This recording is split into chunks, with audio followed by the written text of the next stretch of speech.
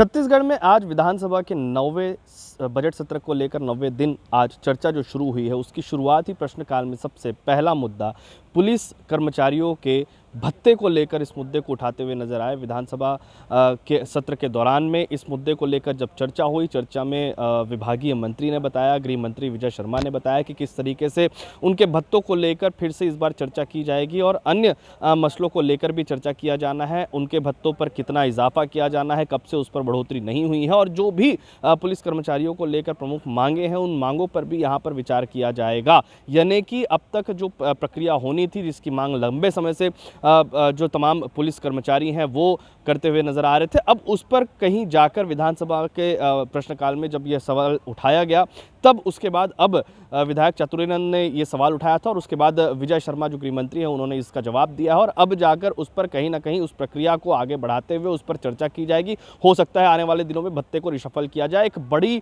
जो कोशिश है वो पूर्व विधानसभा चुनाव के दौरान में भी देखने को मिली थी और हाल ही में हुए विधानसभा चुनाव के दौरान में भी देखने को मिली थी। ये मांग लगातार पुलिस कर्मचारियों की तरफ से की जा रही थी। वहीं दूसरा बड़ा मुद्दा छत्तीसगढ़ के इस विधानसभा सत्र में देखने को मिला जो धर्मलाल कौशिक ने उठाया। रीपा में गड़बड़ी का मुद्दा उन्होंने उठाया है। रीपा को लेकर आखिरकार कितने मदों से कितने पैसे दिए गए, कब कब दिए गए और उन पैसों का उपयोग किस तरीके से किया गया, इस पर एक बड़ी बहस आज छत्तीसगढ़ के विधानसभा सदन के अंदर में देखने को मिली। जब धर्मलाल कौशिक ने इस मुद्दे को उठाया तो उसके बाद इसको लेकर भी जो जाँच टीम गठित करने की बात यहाँ पर विभागीय मंत्री की तरफ से कही गई है। उन्होंने ये भी कहा है विजय शर्मा ने कि आने वाले दिनों में इसको लेकर न केवल ऑडिट किया जाएगा बल्कि कि इसकी जांच भी कमेटी बनाकर कर दी जाएगी। एक बड़ा घोटाला, एक बड़ी गड़बड़ी की बात इस पर कही गई थी। पूर्व सरकारों ने इस तमाम जो कोशिश है, योजना है, उसको बनाया था और उसके बाद इसका इंप्लीमेंट कराने की बात कही थी, लेकिन अब विधानसभा में इसको लेकर भी सवाल उठा है। आखिरकार नेताओं ने क्या कुछ कहा है, सुनिए। हमार सुरक्षा में लगे हमार पुलिस आरक्षक भाई मन जे मन 24 आवर ड्यूटी करते हैं और 24 आवर ड्यूटी के हिसाब से मन ला वेतन भत्ता नहीं मिले। बहुत ही दुखदाई है कि हमार सुरक्षा में लगे हमार भाई मन के सुरक्षा के ख्याल हमन नहीं करन। ये बहुत ही विडंबना वाली बात है।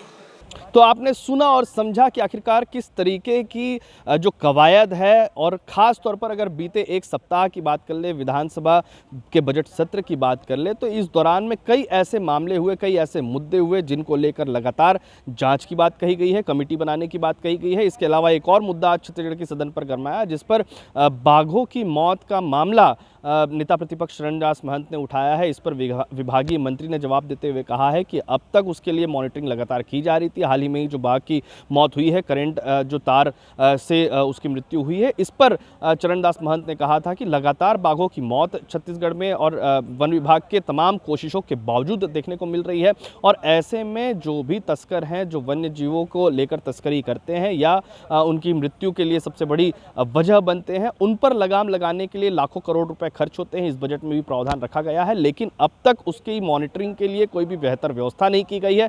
बाघ की मौत किस तरीके से हो रही है, किस तरीके से उनकी मॉनिटरिंग की जा रही है, इस पर चरणदास महंत ने सवाल किया था। हालांकि इस पर जवाब देते हुए मंत्री ने बताया है कि आखिरकार किस तरीके से विधानसभा के अंदर में जो जवाब दिया गया है उस पर यह बताया गया है कि वन विभाग किस तरीके से काम कर रहा है, कोई भी कमी उनकी तरफ से नहीं बरती जा रही है। फिलहाल इसके साथ में ही धर्मांतरण का मुद्दा भी आज छत्तीसगढ़ के सदन में गरमाता हुआ नजर आया। विधानसभा चुनाव के बाद फिर से अब लोकसभा चुनाव होने वाला है और इसके बीच जो सत्र के अंदर में फिर से धर्मांतरण का मुद्दा गरमाने के बाद अब फिर से इसको लेकर राजनीति एक बार शुरू हो चुकी है, सियासत गर्म हो चुकी है। संसद से लेकर सड़क तक की जो लड़ाई लड़ने की बात लगातार पक्ष विपक्ष के नेता करते हुए नजर आते थे। तो आखिरकार इस मसले का निराकरण किस तरीके से होगा, क्योंकि अब नया कानून लाए जाने की बात, लागू किए जाने की बात यहाँ पर चर्चा चल रही है। इसी वजह से अब इसको लेकर राजनीति तेज हो गई है। इसको लेकर भी क्या कुछ नेता कहते हैं, सुनिए।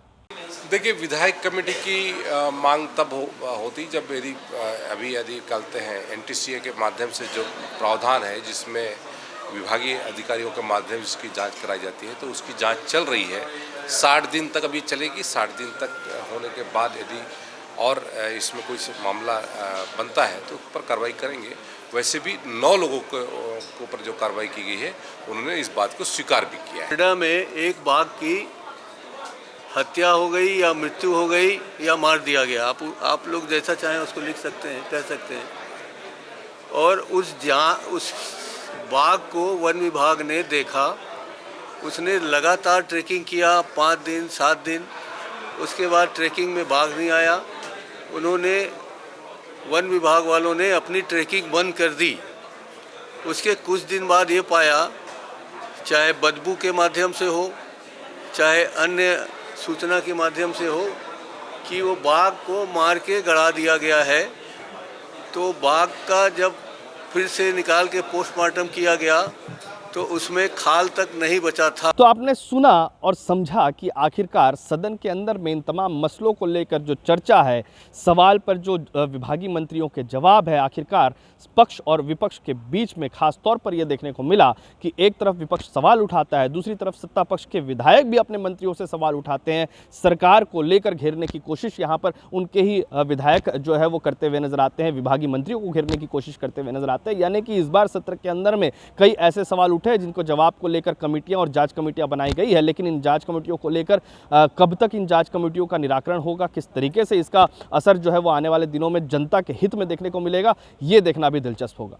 छत्तीसगढ़ से TV9 के लिए अमित मिश्रा।